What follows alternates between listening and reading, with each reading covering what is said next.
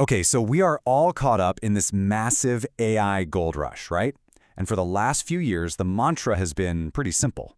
Bigger is always better. Companies have been in a flat-out race to build on the biggest, most powerful AI models they can get their hands on, all based on the idea that more is always more. But hang on a second. What if that whole assumption is just wrong?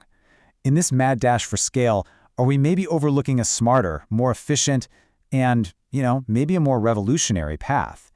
It's time we really ask, is bigger AI always the answer? All right, look at this. 95.5%. Just let that sink in for a moment. What in the world could a number that huge possibly represent in the world of AI? Well, that is the actual annual cost saving a real company managed to get just by rethinking their entire AI strategy. They stepped away from the giants and embraced something smaller, faster, and a whole lot smarter. So how on earth is that even possible? All right, let's get into it. First things first, we've got to talk about the painful reality, kind of a hangover from the AI gold rush that a lot of companies are waking up to right now. I mean, the initial hype around models like GPT-4 was just off the charts. It was incredible.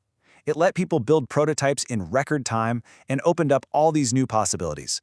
But, and this is a big but, going from a cool demo to a real product that can scale, that's where some serious, and seriously expensive, problems have started to show up. So this reality check really hits you in three ways. First, the cost. It's wild. Research from Archive shows that something as simple as 1,000 requests a day can easily spiral into over $32,000 a year. Second, the performance can be, well, all over the place. People have reported huge swings in how long things take, and even major API outages that last for hours. And finally, you've got these strict token limits. So when things get busy, your requests can get slowed down, or worse, just dropped completely. That's just a recipe for a terrible user experience. And this quote from a recent paper just nails it. This per-token pricing model can become a massive financial weight, especially if you're a startup trying to grow. It makes it almost impossible to predict your costs, which is a nightmare for any business. So, with all these problems piling up, something really cool started happening.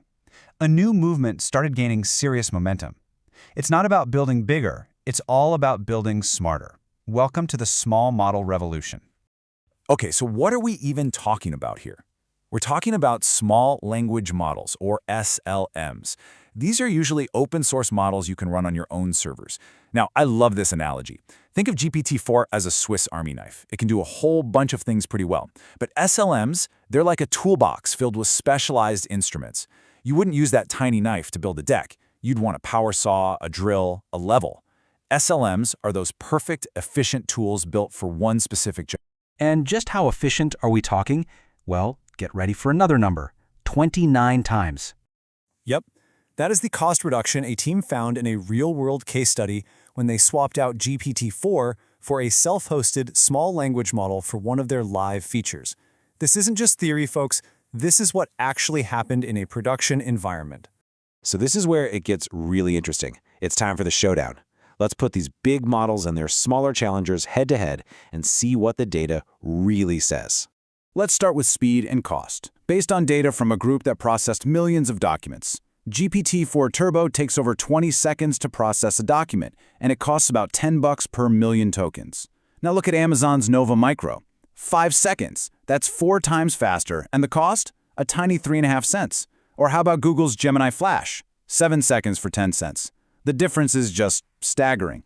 For tasks you do over and over, this isn't just a small improvement, it's a total game changer. Okay, I know what you're thinking. Sure, they're fast and cheap, but are they any good? And that's a totally fair question. This chart shows quality scores rated by actual humans. And yeah, GPT-4 gets the highest score at 5.9 out of 10, but look at how close the smaller models are. Vicuna, a 7 billion parameter model, is right there at 5.6. Neural Chat is just behind at 5.3. The key takeaway here is that for many specific jobs, the quality is so close that the massive difference in cost and speed is really hard to ignore. So, let's put it all together. This right here is the financial knockout punch. If you're processing 1 million documents a month, GPT-4 Turbo is going to run you about $12,000. Using Amazon Nova Micro for that exact same job, $535. That adds up to an annual savings of over $137,000. And that is how you get to that crazy 95.5% number we started with. This massive drop in the cost to actually run AI creates this really fascinating new challenge for businesses. And it's not a tech problem anymore. It's a strategy problem. I mean, think about it. If the engine that powers your cool AI features suddenly costs pennies on the dollar to run, what do you do with your pricing? Do you pass on the savings? Do you keep your price the same and just rake in the profit? How do you even think about value when a key cost is basically in free fall? Well, when you look at how B2B companies are thinking about this, a new reality starts to emerge. First, your customers don't really care about your AI. They care about what it does for them, how much time and work it saves. Second, because this tech is getting so much cheaper, AI features are quickly becoming table stakes.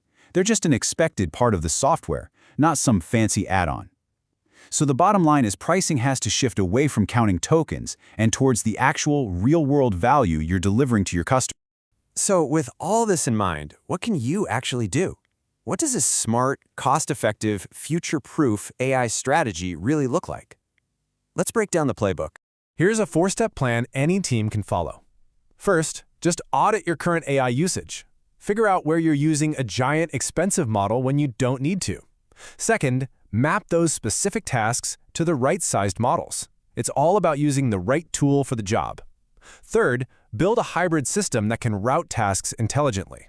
And finally, monitor everything: accuracy, speed, and especially cost, to make sure you're always running as efficiently as possible. So what does this hybrid system actually look like? It's really simple. Think of it like a smart traffic cop for your data. When a request comes in to just pull data from an invoice, a simple, structured task, the system says, yep, that's a job for the super fast, super cheap model.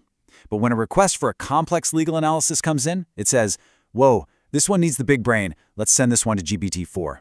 It's just about being strategic with your resources. And all of this leaves us with one last, really big question to chew on. For years, we've had this sci-fi image of the future of AI as this one single, all-knowing giant brain. But what if that's not it at all? What if the real future is millions of small, hyper-efficient, specialized minds, each one a perfect master of its own little task? The small model uprising is here, and believe me, it is changing everything.